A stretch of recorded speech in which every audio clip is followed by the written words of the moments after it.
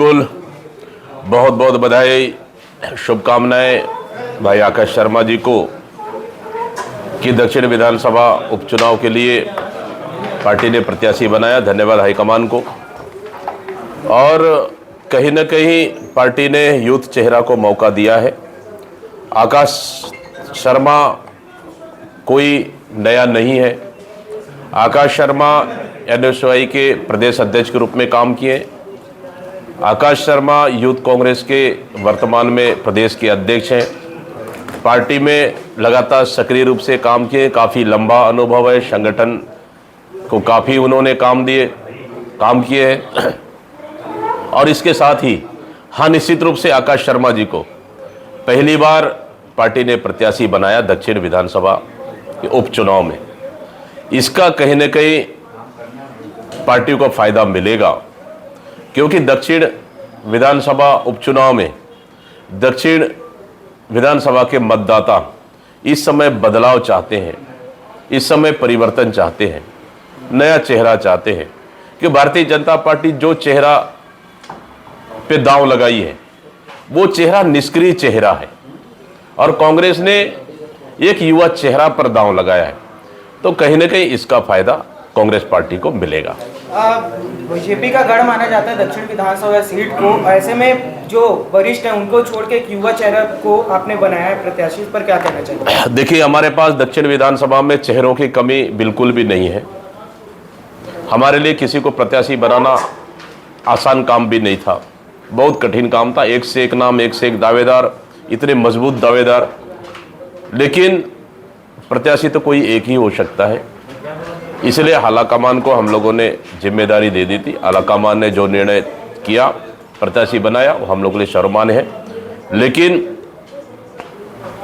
आकाश शर्मा बेदाग, निर्विरोध, निर्विवाद और मजबूत चेहरा है। कहीं न कहीं इसका फायदा पार्टी को मिलेगा। आने वाला समय ये युवा छत्तीसगढ़ है।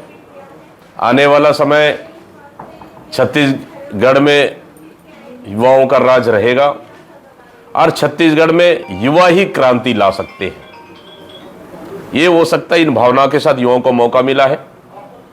और मैं समझता हूं इस समय दक्षिण विधानसभा कांग्रेस पार्टी मजबूती के साथ लड़ेगी, दमदारी के साथ लड़ेगी। और इस समय पूरी तरह दक्षिण विधानसभा का हम जीतने के लिए लड़ेंगे। और दक्षिण विधानसभा का इस समय 34 साल का इतिहास हम बदलेंगे। तो आपके और दावेदार हैं, उन्होंने भी नामांकन ले लिया, कन्हैया अग्रवाल और प्रमोद दुबे, उनको कैसे मैनेज करेंगे? बिल्कुल बिल्कुल, सभी दावेदारों से जितने हो सके उतना मैंने 1 to 1 पहले ही चर्चा किया है। सभी लोगों ने पहले ही उन्होंने आश्वासन दिया है कि पार्टी जिनको भी टिकट बनाए दे दे। हम लोग सब लोग मिलकर काम करेंगे और मजबूती के लिए पार्टी के साथ काम करेंगे। कन्हैया अग्रवाल ने सुबह ही कहा था कि जो युवा रहते हैं वो जल्दी निष्क्रिय हो जाते हैं, ज़्यादा देर तक सक्रिय नहीं रह पाते हैं। देखिए, कन्हैया अग्रवाल जी आज भी मेरे साथ कार्यक्रम में थे, मुलाकात भी हुई। सभी लोग मिलकर पार्टी के लिए काम करेंगे।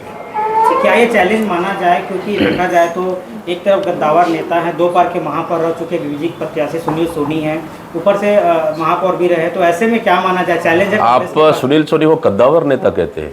एक माना जाए तो नेता ही है। कैसे मान सकते हैं आप? पूर्व सांसद भी रहे हैं, 2 बार के महापौर भी रहे हैं। क्या उपलब्धि है सांसद रहते, महापौर रहते? क्या उपलब्धि है? क्षेत्र की जनता जाकर बता दे। सबसे निष्क्रिय सांसद 11 लोगों में, मैं तो साथी सांसद रहा ना, उनके साथ में सांसद रहा हूँ 5 साल। सबसे निष्क्रिय सांसद का अगर किसी को प्रमाण पत्र है तो सुनील सोनी को है। अगर उसको आप कद्दावर नेता बोलते होंगे तो मुझे नहीं पता भाई। लेकिन पूरे प्रदेश की जनता जानती है, रायपुर की जनता जानती है, दक्षिण विधानसभा की जनता जानती है कि सबसे ज़्यादा निष्क्रिय अगर कोई व्यक्ति रहा तो सुनील सोनी है। तो एक तरफ निष्क्रिय चेहरा, एक तरफ युवा चेहरा और सक्रिय चेहरा, दोनों चेहरा को जनता को तय करना है। और कहीं न कहीं पार्टी ने युवा चेहरा पर दांव लगाया है और इसका फायदा मिलेगा।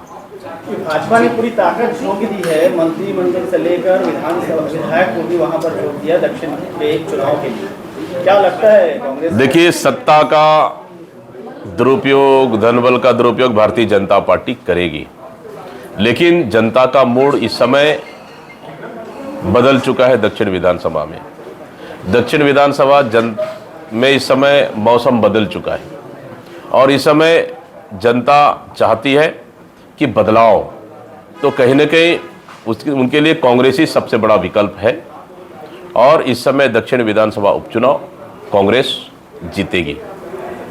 ठीक है।